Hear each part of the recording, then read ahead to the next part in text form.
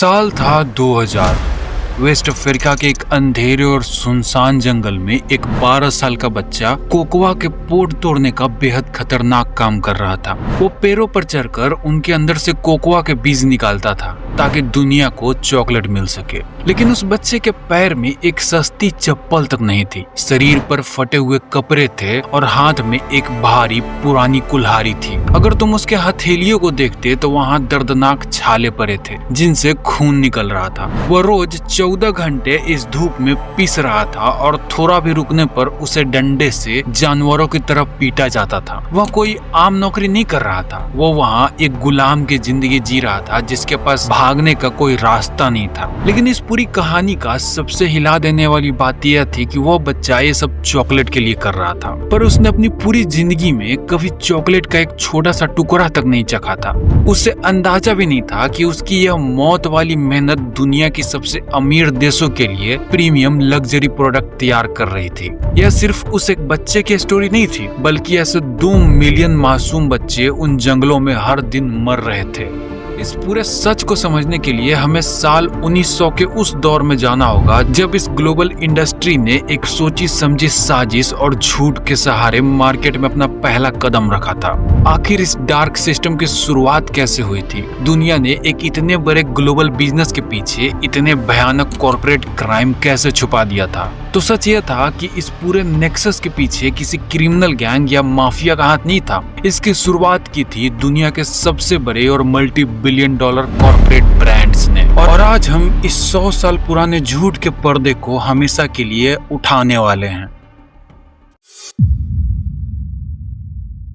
इन सब की शुरुआत होती है 1900 से। यह वो दौर था जब नेस्ले, हार्शे और मार्स जैसे बड़े ग्लोबल ब्रांड्स ने मार्केट में एक नया प्रीमियम लग्जरी प्रोडक्ट इंट्रोड्यूस किया था जिसे आज पूरी दुनिया चॉकलेट के नाम से जानती है। इन कंपनीज ने पूरे यूरोप और अमेरिका में मास मीडिया के सहारे बड़े बड़े एडवर्टाइजिंग कैंपेन शुरू किए थे। उनके हर एक एड में बड़े ही शातिर तरीके से चॉकलेट को परिवार की खुशियां, माँ का प्यार और बच्चों की मासूमियत के साथ कनेक्ट किया जाता था। यह एड मार्केटिंग के ऐसे मास्टरपीस थे जिन्होंने इंसानी दिमाग के साथ एक बहुत बड़ा साइकोलॉजिकल खेल खेला था। साइंस कहता है कि चॉकलेट में मौजूद एलिमेंट दिमाग में डोपामिन नामक एक केमिकल को ट्रिगर करते हैं जो इंसान को एक टेम्परेरी सुकून और प्लेजर देता है। लेकिन इस पूरे मैसिव सेटअप में सबसे छोटी और सबसे सादी डिटेलिंग थी इसकी प्रीमियम पैकेजिंग। चॉकलेट को एक चमकदार गोल्डन और सिल्क रैपर के अंदर पैक करके बेचा जाता था। यह छोटा सा चमकदार रैपर अचानक से स्टैंडर्ड और स्टेटस का एक सिंबल बन गया। लेकिन इस प्रीमियम पैकेजिंग का सबसे बड़ा मार्केट इम्पैक्ट यह हुआ कि इस चमकदार रैपर ने कंज्यूमर और कमोडिटी के ट्रू ओरिजिन के बीच एक साइकोलॉजिकल बैरियर खड़ा कर दिया। ग्लोबल कंज्यूमर इस प्रोडक्ट को एक क्लीन रिटेल आइटम समझकर परचेज कर रहे थे, जबकि रियलिटी में उनका हर एक ट्रांजैक्शन उस एग्रेसिव बिजनेस मॉडल को कैपिटल प्रोवाइड कर रहा था जिसने आगे चलकर ह्यूमन एक्सप्लॉयटेशन की बुनियाद रखी थी। कॉर्पोरेट जाइंट ने पूरी दुनिया को इसी डोपामिन और स्टेटस का एक ऐसा चस्का लगा दिया था जिसके बाद लोग इसकी पूरी तरह दीवाने हो चुके थे। नतीजा यह निकला कि कुछ ही डिकेड में ग्लोबल मार्केट में चॉकलेट की डिमांड अचानक 1000 गुना से भी ज्यादा बढ़ गई थी। कंपनी के बड़े बड़े कॉर्पोरेट प्लांट दिन रात चलने के बाद भी इस डिमांड को पूरा नहीं कर पा रहे थे और अब उन्हें हर दिन लाखों टन कोकोआ बीन्स की जरूरत थी। लेकिन यहाँ पर एक सबसे बड़ा जियोग्राफिकल दिक्कत थी। दुनिया का 70% कोकोआ बीन्स सिर्फ एक ही जगह उग सकता था और वो था वेस्ट अफ्रीका के नैरो इक्वेटोरियल बेल्ट, जिसमें खासकर आइवोरी कोस्ट और घाना जैसे जगह आते थे। यहीं से इन मल्टी मिलियन डॉलर ब्रांड ने वेस्ट अफ्रीका के कोकोआ मार्केट पर अपना कब्जा शुरू किया था। लेकिन यह कब्जा अचानक एक दिन में नहीं हुआ था। असल में वेस्ट अफ्रीका के इन देशों के पास अपनी पूरी इकोनॉमी चलाने के लिए कोकोआ के अलावा और कोई बड़ा जरिया नहीं था। जब इन देशों ने अपनी तरक्की के लिए इंटरनेशनल बैंक से भारी कर्जे लिए तो उन्हें वो कर्जा चुकाने के लिए हर हाल में फॉरेन करेंसी यानी डॉलर की जरूरत थी। बड़े कॉर्पोरेट ब्रांड ने अफ्रीका की इसी सबसे बड़ी कमजोरी को पकड़ लिया था। उन्होंने वहां की सरकार और लोकल ट्रेडर पर एक ऐसा दबाव बनाया जिसे टालना नामुमकिन था।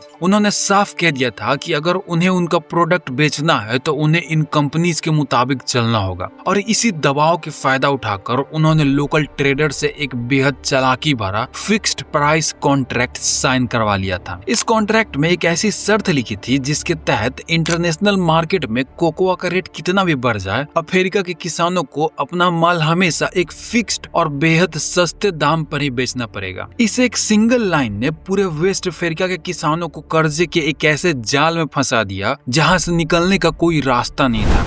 और यह कोई 1-2 साल की कहानी नहीं थी। साल 1900 से शुरू हुआ कॉर्पोरेट डोमिनेंस का यह सिलसिला अगले 100 साल तक लगातार चलता रहा। किसान पूरी तरह बैंकरप्ट हो चुके थे, लेकिन उन्हें हर हफ्ते कंपनी को हजारों टन कोकोआ सप्लाई करना ही था। उनके पास बड़े मजदूरों को देने के लिए 1 रुपया नहीं बचता था, और अगर वह सप्लाई फेल होती तो उनकी मौत पक्की थी। इस मौत और तकलीफ से बचने के लिए उन किसानों ने एक ऐसा भयंकर और घिनौना रास्ता चुना जिसने उन शांत जंगलों को एक रियल लाइफ जहन्नुम में बदल दिया था। एक ऐसा जहन्नुम जिसका सच जब साल 2000 में दुनिया के सामने आया तो सबके होश उड़ गए।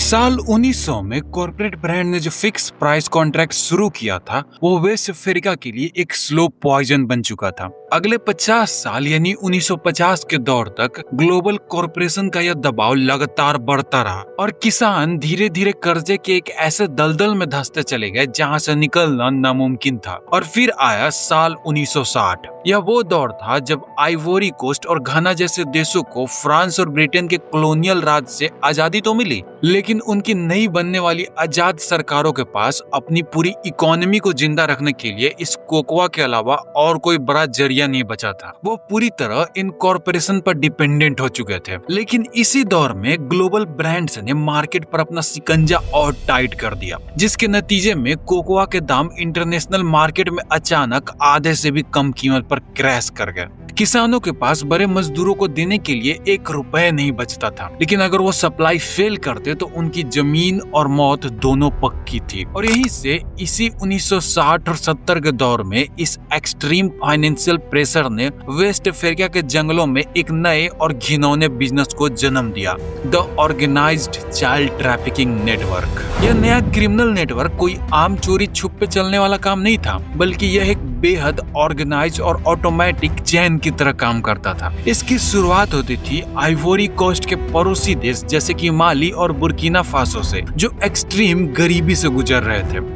इन देशों के छोटे गांव में घूम रहे लोकल एजेंट बेहद मजबूर माँ बाप के पास जाते और उनसे झूठ बोलते कि उनका बच्चे को बॉर्डर के पास एक अच्छी नौकरी और बेहद अच्छी जिंदगी मिलेगी। वो मजबूर परिवार सिर्फ 10 से 20 डॉलर के बदले अपने बच्चे को इन एजेंट के हाथों में सौंप देते थे। बच्चों को कब्जे में लेते ही यह एजेंट उन्हें रात के अंधेरे में पुरानी बस और ट्रक में भर देते थे, जहाँ बॉर्डर पर मौजूद चेक पोस्ट पर लोकल अथॉरिटी को छोटा सा रिश्वत का हिस्सा देकर उन बच्चों को चुपचाप बिना किसी पासपोर्ट या लीगल आइडेंटिटी के आइवोरी कोस्ट के अंदर दाखिल करवा दिया जाता था। बॉर्डर पार करते ही उन बच्चों को लौटने का हर रास्ता बंद हो जाता था और उन्हें सीधा छोटे टाउन में बने सीक्रेट वेयर हाउस पर लाया जाता था, जहां किसान आते थे और उन बच्चों की फिजिकल स्ट्रेंथ देखकर उन्हें 1 साल के लिए एक पुरानी साइकिल या कुछ किलो अनाज के बदले खरीद लेते थे। किसान जैसे उन बच्चों का सौदा करता, वो उसे सीधा अपने साथ उन घने सुनसान जंगलों के बीच बने कोकोआ फार्म पर ले जाता। यही उन मासूम बच्चों के लिए उनकी बाहरी दुनिया, उनके दोस्त और उनके माँ बाप की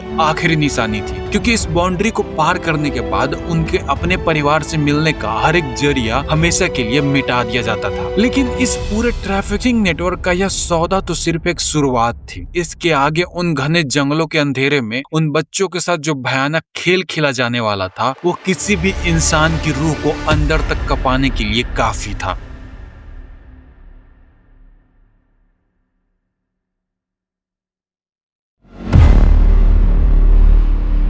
उन घने जंगलों के अंदर कदम रखते ही उन 11-12 साल के बच्चों की जिंदगी एक रियल लाइफ जहन्नुम में बदल जाती थी। उनका हर दिन सुबह सूरज उगने से पहले शुरू होता था और रात के अंधेरे तक लगातार चलता रहता था। इस पूरे रूटीन में 2 सबसे छोटी और खौफनाक चीजें थी जो उनके जिस्म को पूरी तरह तोड़ देती थी। पहली चीज थी द एक्स मार्क्स, यानी कि कुल्हाड़ी का जख्म। उन छोटे बच्चों के हाथ में भारी और धारदार कुल्हाड़ी थमा दी जाती थी, जिससे उन्हें दिन भर कोकोआ के पोड्स को पैरों से काटकर अलग करना पड़ता था। एक 11 साल के बच्चे के लिए उस भारी कुल्हाड़ी को दिन भर चलाना लगभग नामुमकिन था। एक छोटी सी चूक का मतलब होता था पैरों और हाथों पर गहरा जख्म। इन बच्चों के जिस्म पर मौजूद वो कुल्हाड़ी के पुराने जख्म उनकी इसी गुलामी का परमानेंट निशान बन चुके थे। दूसरी सबसे खतरनाक चीज थी द केमिकल पॉइजनिंग। बच्चों को बिना किसी मास्क या ग्लोव्स के पैरों पर हैवी केमिकल और पेस्टिसाइड स्प्रे करने पर मजबूर किया जाता था। वह जहरीली गैस सीधा उनके लंग्स में जाती थी, जिससे उन्हें लगातार खून की उल्टियां और स्किन इन्फेक्शंस होते थे। अगर कोई बच्चा थक कर 5 मिनट के लिए बैठ भी जाता था तो फार्म के मालिक उन्हें बेरहमी से पीटते थे। रात को उन्हें छोटे वुडन शेड में बाहर से ताला बंद करके कैद कर दिया जाता ताकि वो भाग न सके। लेकिन अब सवाल यह उठता है कि उन गहरे जंगलों में बच्चों के खून पसीने से तैयार हुआ यह टन्स ऑफ कोकोआ आखिर अफ्रीका से हजारों किलोमीटर दूर यूरोप और अमेरिका के बड़े कॉर्पोरेट प्लांट तक पहुंचता कैसे था। उस दौर में कार्गो प्लेन्स तो नहीं थे, लेकिन वेस्टर्न कॉर्पोरेशन के पास कॉलोनियल सप्लाई चेन एक ऐसा ऑटोमेटेड नेटवर्क था जो 3 बड़े स्टेजेस में काम करता था। पहला स्टेज था द जंगल टू कोस्ट, यानी कि रेलवे और रिवर्स। फार्म पर जब कोकोआ बीन्स को धूप में सुखाकर जूट के बोरों में पैक कर दिया जाता था तो उन्हें लोकल ब्रोकर्स छोटे ट्रक और खच्चरों पर लाद कर जंगल से बाहर निकालते थे। वहां से फ्रांस और ब्रिटेन के बनाए हुए कॉलोनियल रेलवे ट्रैक का नेटवर्क शुरू होता था। इन ट्रेन में हर दिन लाखों टन कोकोआ बैग को लोड करके सीधा वेस्ट अफ्रीका के बड़े पोर्ट टाउन जैसे कि एबिडजन और एक्रा की तरह रवाना कर दिया जाता था। स्टेज 2 होता था द ओशियन फ्लीट, यानी कि स्टीम शिप नेटवर्क। पोर्ट पर पहुंचते ही इस रॉ कोकोआ को उन बड़े और मैसिव इंडस्ट्रियल स्टीम शिप पर लोड कर दिया जाता था, जो उस दौर में कोयले के दम पर पूरे समुद्र पर राज करते थे। यह बड़े हैवी कार्गो शिप एक बार में हजारों टन वेट कैरी कर सकते थे और यहीं से शुरू होता था समुद्र का वो लंबा रास्ता जो अटलांटिक ओशियन को पार करके डायरेक्ट यूरोप के बड़े पोर्ट जैसे लिवरपूल और हैम्बर्ग पर जाकर रुकता था। स्टेज 3 होता था द रिटेल मेटामॉर्फोसिस। जैसे ही यह जहाज यूरोप पहुंचते, इन कॉर्पोरेट कंपनी के ट्रक उस रॉ मटेरियल को उठाकर अपनी उन ऑटोमेटिक फैक्ट्रीज में ले जाते थे, जहां उन बीन्स को प्रोसेस करके स्मूथ मीठी चॉकलेट में बदल दिया जाता था। वही चॉकलेट जिसे आगे चलकर उन चमकदार गोल्डन और सिल्क रैपर में पैक किया जाता था और पूरे यूरोप और अमेरिका के बड़े स्टोर में प्रीमियम लग्जरी प्रोडक्ट कहकर बेचा जाता था। दुनिया मजे से चॉकलेट खा रही थी और कॉर्पोरेट ब्रांड हर साल अरबों डॉलर छाप रहे थे। पूरे 100 साल तक यह चालाकी भरा सिस्टम बिना किसी रुकावट के चलता रहा। किसी को कानों कान खबर नहीं थी कि उनकी चॉकलेट में मासूम बच्चों का खून मिला हुआ है। लेकिन साल 2000 में एक अनजान शख्स कैमरा लेकर उन घने जंगलों के अंदर दाखिल हुआ और उसने एक ऐसी दीवार पर हाथ रख दिया जिसके पीछे इन मल्टी बिलियन डॉलर ब्रांड का सबसे बड़ा और काला सच दफन था।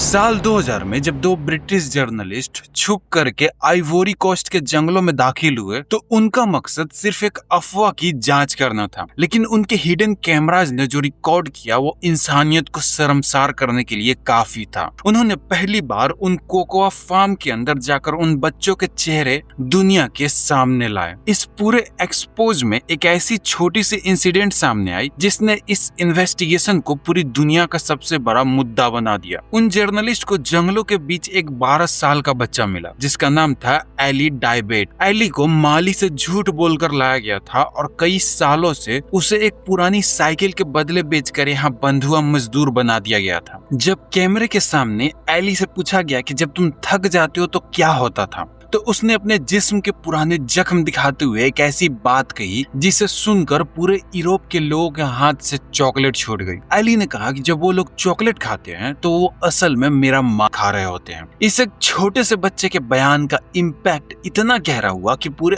अमेरिका और यूरोप में अचानक एक बवाल खड़ा हो गया। लोग उन multi billion dollar chocolate brand के खिलाफ सड़कों पर उतर आए। ब्रांड्स पर इतना ज्यादा दबाव बढ़ गया कि उनके शेयर मार्केट गिरने लगे। जो कॉर्पोरेशन पिछले पिछले 100 सालों से इस बात से साफ मुकर रही थी कि उनका चाइल्ड स्लेवरी से कोई लेना देना नहीं है, अब उनका झूठ पूरी तरह बेनकाब हो चुका था। उन्हें अचानक समझ आ गया था कि अगर उन्होंने अब भी कोई बड़ा कदम नहीं उठाया तो उनका अरबों डॉलर का चॉकलेट बिजनेस हमेशा के लिए बंद हो जाएगा। इस एब्सोल्यूट डिस्ट्रक्शन से बचने के लिए साल 2001 में दुनिया के सबसे बड़े चॉकलेट ब्रांड जैसे कि नेस्ले, हार्शे और मार्स ने एक छत के नीचे आकर अपनी जिंदगी का सबसे बड़ा मास्टर स्ट्रोक खेला, जिसे कहा गया द हार्किंग एंजल प्रोटोकॉल। यह प्रोटोकॉल और कुछ नहीं बल्कि पूरी दुनिया की आंखों में धूल झोंकने का एक कानूनी मास्टर प्लान था। ब्रांड्स ने सरकारों के साथ मिलकर एक एग्रीमेंट साइन किया और पूरी दुनिया के सामने बड़े बड़े दावे किए। उन्होंने कहा कि उन्हें इस चाइल्ड स्लेवरी का बेहद दुख है और वो खुद बिना किसी सरकारी दबाव के अगले 4 साल में यानी 2005 तक वेस्ट अफ्रीका के कोकोआ फार्म से चाइल्ड लेबर को 100% खत्म कर देंगे। लेकिन इस पूरे प्रोटोकॉल में इन कॉर्पोरेट वकीलों ने एक बहुत ही चालाकी भरी लूपहोल छोड़ दी थी। कानूनन वॉलंटरी एग्रीमेंट था, यानी अगर ब्रांड्स इस वादे को पूरा नहीं भी करते तो उन पर ना तो कोई फाइन लग सकता था और ना ही किसी को जेल हो सकती थी।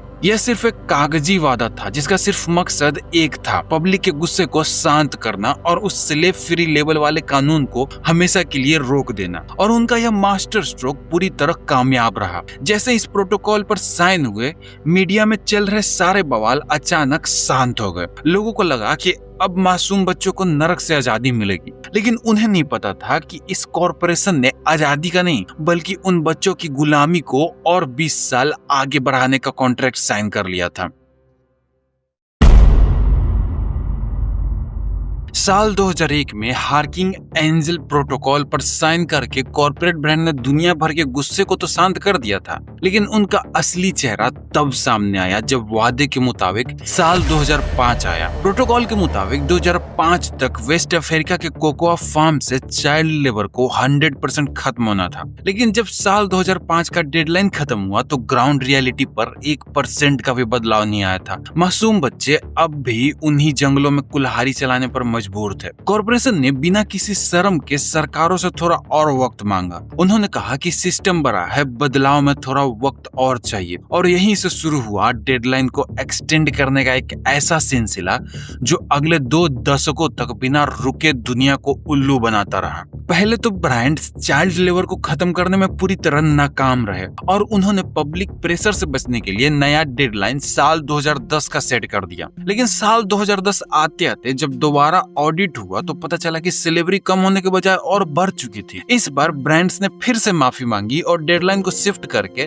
साल 2020 कर दिया। लेकिन उन्होंने एक घिनौनी चालाकी की। उन्होंने 100% चाइल्ड लेबर खत्म करने का वादा को ही बदलकर सिर्फ 70% रिडक्शन का छोटा टारगेट रख दिया ताकि उन पर कोई उंगली न उठा सके। इस साजिश का सबसे बड़ा पर्दाफाश साल 2020 में हुआ जब यूएस गवर्नमेंट की फंडिंग पर ट्यूलेन यूनिवर्सिटी ने एक मैसिव रिसर्च रिपोर्ट पब्लिश की। पता चला कि 20 साल के लंबे वक्त के बाद भी आइवोरी कोस्ट और घाना में चाइल्ड लेबर कम नहीं हुआ था, बल्कि वहां अब भी 15 लाख से ज्यादा मासूम बच्चे उन्हीं कोकोआ फार्म पर गुलामी कर रहे थे। लेकिन साल 2020 से 21 में कॉर्पोरेट ब्रांड का यह झूठ सिर्फ मीडिया रिपोर्ट तक सीमित नहीं रहा, बल्कि यह पूरा मुद्दा यूनाइटेड स्टेट के सुप्रीम कोर्ट के दरवाजे तक पहुंच गया। माली के 8 ऐसे बच्चों ने जिन्होंने बचपन में आइवोरी कोस्ट के कोकोआ फार्म पर बेहद गुलामी और टॉर्चर चला था, उन्होंने इंटरनेशनल राइट एडवोकेट के साथ मिलकर दुनिया की सबसे बड़ी चॉकलेट कॉर्पोरेशन नेस्ले और कारगिल के खिलाफ एक मैसिव लॉसूट फाइल कर दिया। उन बच्चों का सीधा आरोप था कि उन मल्टी बिलियन डॉलर कॉर्पोरेशन ने उन्हें ट्रैफिकिंग और टॉर्चर करने वाले फार्म ऑनर्स को डेलिब्रेट फंडिंग दी थी और उन्हें सपोर्ट किया था। पूरी दुनिया की नजरें यूएस सुप्रीम कोर्ट पर टिक गई थी। सबको लग रहा था कि शायद अब इन मासूम बच्चों को इंसाफ मिलेगा और इन कॉर्पोरेट जाइंट को सजा होगी। लेकिन यहाँ पर कॉर्पोरेट वकीलों ने कानून की ऐसी लूपहोल और घिनौनी चालाकी का सहारा लिया जिसे सुनकर पूरे कोर्ट रूम में सन्नाटा छा गया। कॉर्पोरेशन ने कोर्ट में खड़े होकर ये नहीं कहा कि चाइल्ड स्लेवरी नहीं हो रही है। उन्होंने इस भयानक हकीकत से इनकार नहीं किया। उनका लीगल डिफेंस यह था कि चूंकि यह सारा टॉर्चर और चाइल्ड ट्रैफिकिंग यूएस के बाहर यानी वेस्ट अफ्रीका के जंगलों में हुआ है, इसीलिए यूएस के कानून के मुताबिक उन पर अमेरिका की कोर्ट में कोई केस चल नहीं सकता। कॉर्पोरेट वकीलों ने दलील दी कि उनकी कंपनी का मेन ऑफिस यूएस में बैठकर सिर्फ बिजनेस और लीगल ऑपरेशन मैनेज करता है। वो वहाँ ग्राउंड जीरो पर जाकर बच्चों को खुद थोड़े पीट रहे हैं और इस बेहद शर्मनाक कानून लूपहोल की वजह से साल 2021 में सुप्रीम कोर्ट ने 8-1 के मेजोरिटी डिसीजन से उस केस का फैसला कॉर्पोरेशन के हक में सुना दिया और बच्चों के केस को पूरी तरह डिसमिस कर दिया। माली के उन 8 बच्चों को बिना किसी इंसाफ के कोर्ट से बाहर निकाल दिया गया। इस फैसले ने पूरी दुनिया के चॉकलेट ब्रांड को एक ओपन लाइसेंस दे दिया कि तुम अमेरिका या यूरोप में बैठकर सेफ जोन में रहो और तुम्हारा रॉ मटेरियल चाहे दुनिया के किसी भी कोने में मासूम का खून बहा कर आए, कानून तुम्हारा बाल भी बाका नहीं कर सकता। लेकिन अब सबसे बड़ा और आखिरी सवाल यह उठता है कि इतना बवाल होने के बाद भी यह मल्टी बिलियन डॉलर ब्रांड पिछले 25 सालों में इस सेलिब्रिटी को खत्म क्यों नहीं कर पाया? क्या उनके पास पैसा नहीं था या उनके पास टेक्नोलॉजी नहीं थी? सच तो यह है कि वो इसे कभी खत्म करना ही नहीं चाहते थे। इसके पीछे कॉर्पोरेट बोर्डरूम का एक घिनौना मैथमेटिकल लॉजिक काम करता है। अगर ब्रांड सच में वेस्ट अफ्रीका से चाइल्ड सेलिब्रिटी को खत्म करना चाहते तो उन्हें वहां के किसानों को कोकोआ का दाम इंटरनेशनल मार्केट में डबल या ट्रिपल देने पड़ते ताकि वो किसान बच्चों के बजाय एडल्ट मजदूरों को सही तनख्वाह पर काम पर रख सके। अगर किसानों को सही पैसा मिलता तो यूरोप और अमेरिका की फैक्ट्रीज में रॉ मटेरियल महंगा पहुंचता और अगर रॉ मटेरियल महंगा होता तो इन कॉर्पोरेशन के अरबों डॉलर का नेट प्रॉफिट मार्जिन अचानक गिर जाता। अपने इस प्रॉफिट मार्जिन को बचाने के लिए ब्रांड्स ने किसानों को हमेशा कर्जे और गरीबी के इस दलदल में डुबा कर रखना जरूरी समझा ताकि वो कभी बच्चों को खरीदना बंद न कर सके। साल 2000 से लेकर 2026 तक वक्त बदल गया, टेक्नोलॉजी बदल गई, चॉकलेट के रैपर्स बदल गया, लेकिन अगर कुछ नहीं बदला तो वो थी अफ्रीका के जंगलों में घुट रही उन मासूमों की जिंदगी।